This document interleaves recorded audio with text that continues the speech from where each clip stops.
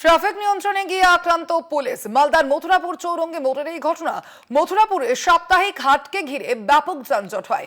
Bike চালককে দীর্ঘক্ষণ বলার পরেও বাইক না সরানোয় এই বচসা সৃষ্টি হয় বলেই জানতে পারা যাচ্ছে, এবং সেই সময় আক্রান্ত হয় এক পুলিশ আধিকারিক। ট্রাফিক নিয়ন্ত্রণে গিয়ে আক্রান্ত এক পুলিশ কর্মী। মালদার মথুরাপুর চৌরঙ্গি মোড়ের ঘটনা। মথুরাপুরের সাপ্তাহিক হাটকে ঘিরে ব্যাপক যানজট হয়, আর ঠিক সেই সময় এই ঘটনাও ঘটে বলে জানতে পারা যাচ্ছে।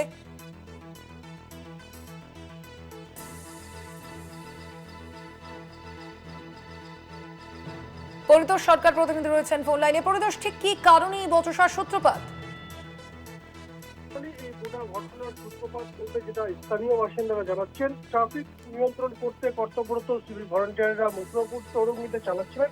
ঠিক সেই সময় একজন মোটর বাইকে করে আসেন এবং তার সাথে দুটি বাচ্চাও ছিল এবং তার স্ত্রীও ছিল, এমনটা স্থানীয়রা জানাচ্ছেন। সেই মুহূর্তের মধ্যে তাকে নাকি পুলিশ কর্মীরা সরাতে বলেন, কিন্তু পুলিশ কর্মীর তরফে নাকি একটা চড় মারা হয় ওই ব্যক্তিকে। মোটর বাইক সরানো বলতে তিনি কোনো কর্ণপাত করেননি। তারপর থেকেই এই গোটা ঘটনার সূত্রপাত, যেখানে পুলিশ কর্মীর ওপর ওই ব্যক্তি চড়াও হয় এবং তার সাথে হাতাহাতি হয়, বাক বিতণ্ডা হয়। এই গোটা পরিস্থিতিতে ব্যাপক হইচই পড়ে যায় এলাকা জুড়ে। এরপর পুলিশ কর্মীরা ওই মোটর বাইককে চিহ্নিত করে মোটর বাইকের চালকের যার সাথে গন্ডগোল, তাকে গোটা বিষয়ে দাঁড় করানোর চেষ্টা করা হলেও কোনোভাবেই তাকে দাঁড় করানো আটকানো সম্ভব হয়নি। বাড়তি পুলিশ কর্মী আসার আগে তিনি পালিয়ে যান এবং এই গোটা পরিস্থিতিতে পুলিশ কর্মীরা তার মোটর বাইকের নম্বর সেটি শনাক্ত করে চিহ্নিত করেছে। সেই নম্বরের ভিত্তিতে পরবর্তী যে ধরনের প্রক্রিয়া আইনি পদক্ষেপ তা নেওয়া হবে, এমনটাই পুলিশ সূত্রে জানা যাচ্ছে। তবে এই ধরনের ঘটনার পর থেকে এলাকা জুড়ে একটা চাঞ্চল্যকর পরিস্থিতি সৃষ্টি হয়েছে। তোমাকে বলে রাখবো, প্রথম দফা নির্বাচনের আগে থেকেই সিভিক ভলান্টিয়ারকে সরিয়ে দেওয়া হয়েছিল কর্তব্য থেকে, যার ফলে একটা বড় যানজট পরিস্থিতি সৃষ্টি হয়েছিল সর্বত্রই।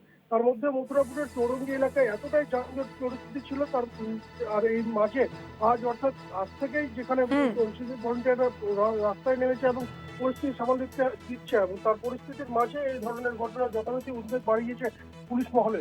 স্বর্ণালী, ধন্যবাদ তোমায়। আমরা কথা বলছিলাম, আমাদের সঙ্গে ফোন লাইনে ছিলেন প্রতিনিধি পরিতোষ সরকার।